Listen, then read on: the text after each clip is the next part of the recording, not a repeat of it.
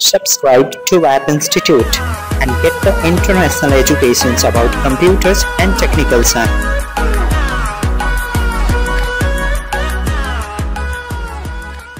This is the part of calculator development, so must watch the previous part of this video, then read it.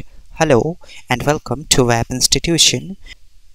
So let's achieve in Hindi language.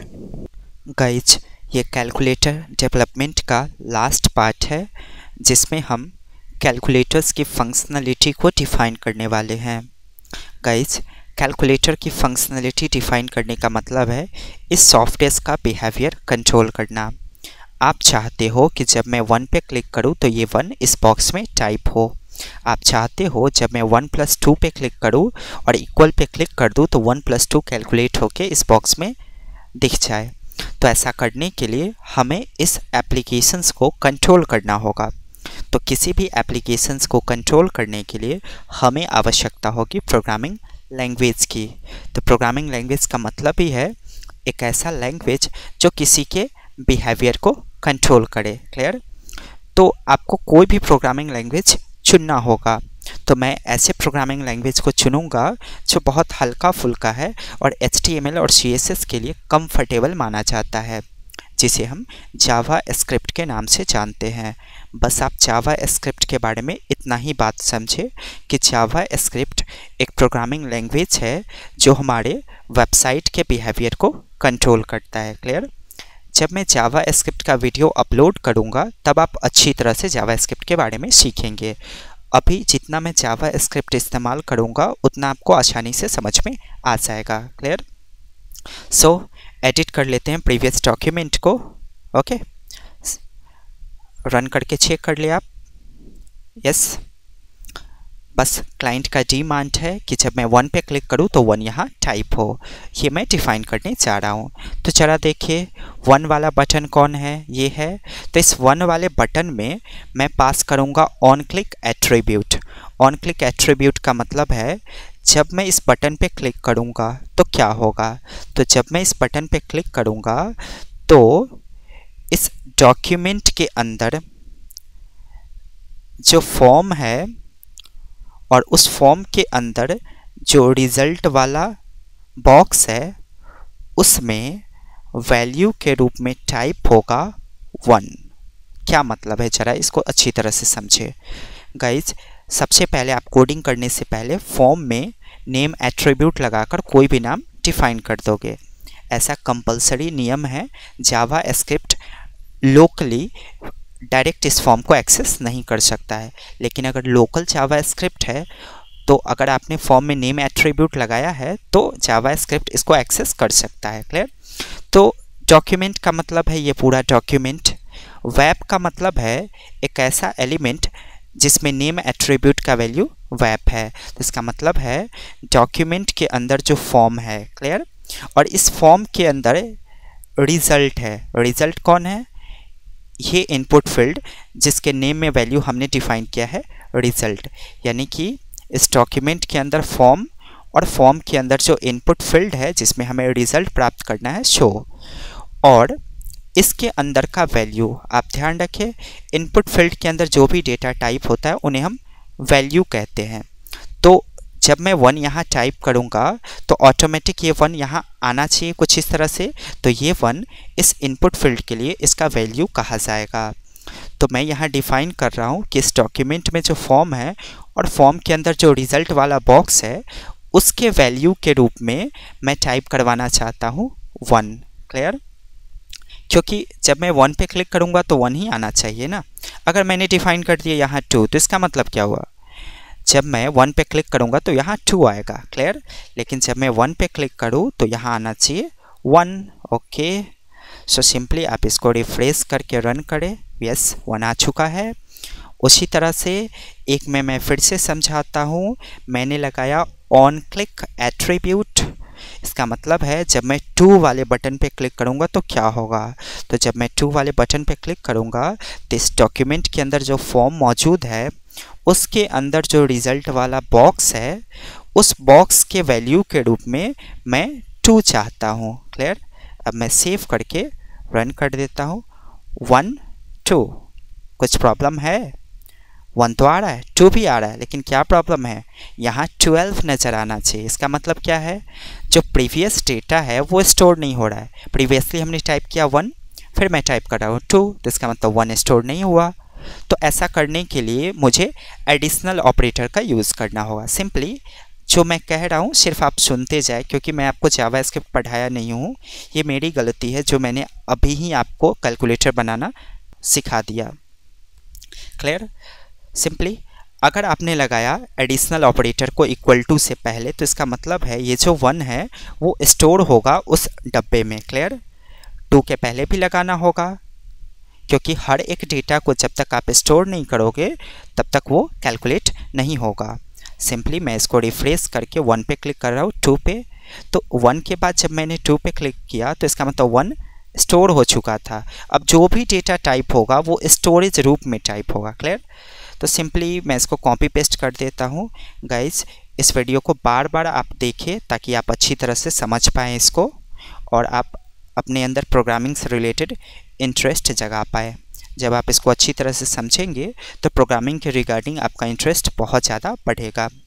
Clear? उसी तरह से मैं 5 के लिए define कर दे रहा हूँ, फिर मैं 6 के लिए डिफ़ाइन करूँगा, ओके, फिर मैं 7 के लिए, यस, फिर मैं 8 के लिए डिफ़ाइन कर रहा हूँ, ओके, फिर मैं 9 के लिए डिफ़ाइन कर देता हूँ, यस, फिर मैं 0 के लिए डिफ़ाइन कर रहा हूँ, फिर मैं डेसिमल के लिए डिफ़ाइन कर रहा हूँ, ओके, फिर मैं कैंसिल के लिए डिफ़ाइन कर रहा हूँ। तो कैंसिल पे जब मैं क्लिक करूँगा तो कुछ भी नहीं आना चाहिए। तो इसके लिए मुझे क्या करना होगा? इसे एम्प्टी छोड़ना होगा। मैं चेक करता हूँ, रिफ्रेश करने के बाद देखता हूँ ये काम कर रहा है कि नहीं। फिर मैंने पेस्ट किया, फिर मैं पेस्ट कर रहा हूँ, फिर मैं पेस्ट कर रहा हूँ, फिर मैं पेस्ट कर रहा हूँ। यहाँ आना चाहिए प्लस, ओके, यहाँ आना चाहिए माइनस, यहाँ आना चाहिए इनटू, और यहाँ आना चाहिए डिवाइड। एक प्रॉब्लम है गाइस, ये कोई ऑर्डिनरी सिंबल नहीं है, ये कैलकुलेट करने वाले सिंबल है। हमें डिफाइन करना होगा, नहीं तो ये 2 नंबर्स के बीच में कोई कैलकुलेशंस परफॉर्म नहीं कर पाएंगे। तो अगर मैं डिफाइन करना चाहता हूँ कि ये कोई लोकल सिंबल नहीं है, ये कैलकुलेट करने वाले सिंबल है, तो सिंपली मैं इन्हें सिंगल कोट से इस तरह से लॉक कर दूंगा। Clear? Okay, so yes, okay. अब मैं इसको रन करके प्रीव्यू करता हूँ। 1 2 3 4 5 6 7 8 9 10, sorry, decimal is not indicated here guys, so simply आप decimal को भी कुछ ऐसे कर दो। decimal भी एक कैलकुलेटिंग यूनिट माना जाता है, इसलिए शायद ऐसा टास्क परफॉर्म हो रहा था। तो मैंने decimal टाइप के, यहाँ आप देख रहे हो यहाँ decimal आ रहा है, ओके। जब मैं कैंसिल कर रहा हूँ तो कैंसिल हो रहा है या नहीं? कैंसिल नहीं हो रहा है, तो इसका मतलब है कैंसिल में हमने जो कुछ भी नहीं डिफाइन किया है सी के लिए, वहाँ मैं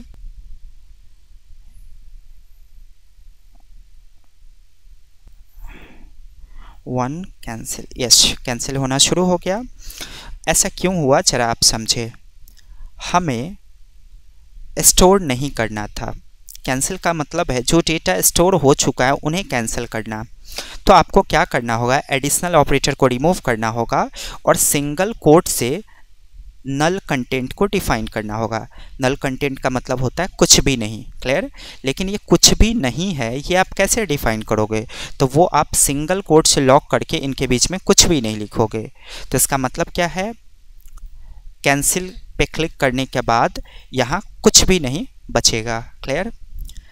सो अब हमें क्या करना है? 1 + 2 पे 1 + 2 = पे जब मैं क्लिक करूँ तो ये कैलकुलेट होकर यहाँ आंसर शो करे। क्लियर?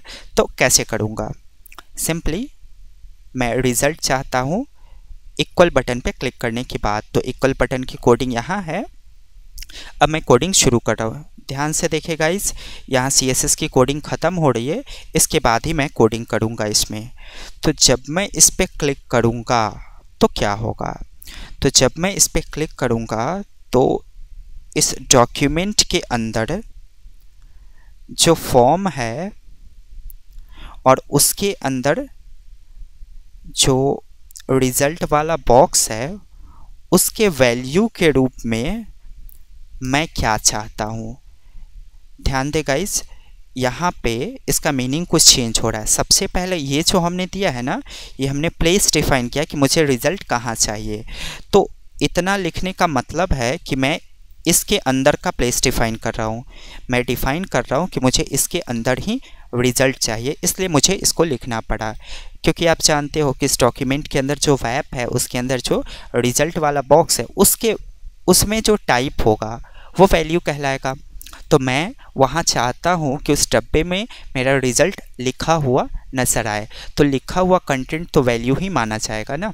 तो सिंपली मैं डिफ़ाइन कर रहा हूँ कि मुझे इस प्लेस पे रिज़ल्ट चाहिए। क्या रिज़ल्ट चाहिए? तो मुझे वो रिज़ल्ट चाहिए जो यूज़र ने टाइप किया है उसे कैलकुलेट करके। ओके, मुझे ऐसा रिज़ल्ट चाहिए जो कैलकुलेट होकर वहाँ नज़र आए। तो मैं एक फार्मूला का यूज़ करूँगा। ये जावा स्क्रिप्ट का फार्मूला है, इसे कहा जाता है इवैल्यूएट। इवैल्यूएट के पैरेंथेसिस के अंदर प्रोग्रामिंग के शब्दों में छोटे ब्रैकेट को पैरेंथेसिस कहा जाता है।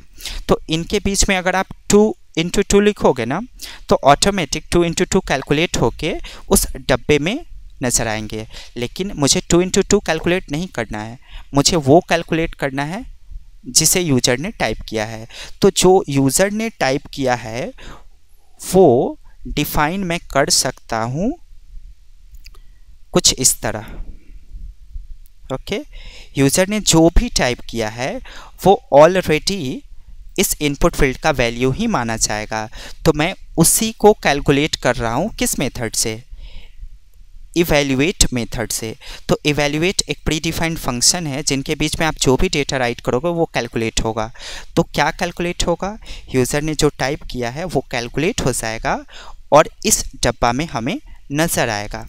क्लियर? आप जरा चेक करें। 1 × 6 = 6। Clear? 1612 + 67 = this one। Okay, cancel कर सकते हैं हम यहाँ से। 96.2 + 23.67 = this। ओके, सो गाइस आप देख रहे हो कैलकुलेटर्स हमने किस तरह से डेवलप किया है। बहुत कॉमन सा जावा स्क्रिप्ट है। ये फुल्ली जावा स्क्रिप्ट भी नहीं है, ये जावा स्क्रिप्ट का छोटा सा पार्ट है। इसी से आपको पता चल गया होगा कि प्रोग्रामिंग लैंग्वेज कितना पावरफुल होता है। आप देख रहे हो, आपने जैसा सोचा उस हिसाब से ही आपके सॉफ्टवेयर का बिहेवियर कंट्रोल हो गया। यही होता है प्रोग्रामिंग लैंग्वेज। प्रोग्रामिंग लैंग्वेज आप जो सोचते हो उसे जनरेट करने में आपकी सहायता करता है। क्लियर? सारे प्रोग्रामिंग लैंग्वेजेस का यही काम है। ओके, सो गाइस अगर वीडियोज समझ में नहीं आया हो तो काइंडली मैक्सिमम टाइम देखिए, आसानी से ये वीडियोज आपको समझ में आ जाएंगे। क्लियर? फिर भी नहीं समझ में आ रहा है तो HTML अच्छी तरह से पढ़े, CSS अच्छी तरह से पढ़े, ऑटोमेटिक ये वीडियोज आपको अच्छी तरह से समझ में आ जाएगा। गाइज अब ज़्यादा से ज़्यादा प्रैक्टिस करें। ये नहीं कि हमने जो रेकमेंड किया है, हमने जो बताया है, सिर्फ आप उतना ही कर कर रह जाएं। आप कुछ नया सोचें, इनके प्रति और भी कुछ नया बन सकता है। बस आप ज़्यादा से ज़्यादा टाइम स्पेंड करें, अच्छा सॉफ्टवेयर और वेब एप्लीकेशंस आप बना पाएंगे। क्लियर? सो गाइज काइंडली मेरे टीचिंग एक्सपीरियंस को प्रमोट करें, मेरे चैनल्स को सब्सक्राइब करना ना भूलें और सब्सक्राइब करने के बाद बेल बटन पे क्लिक करें। So stay tuned to our channel guys and thanks for watching my videos. Have a great day. Subscribe to App Institute and get the international educations about computers and technical science.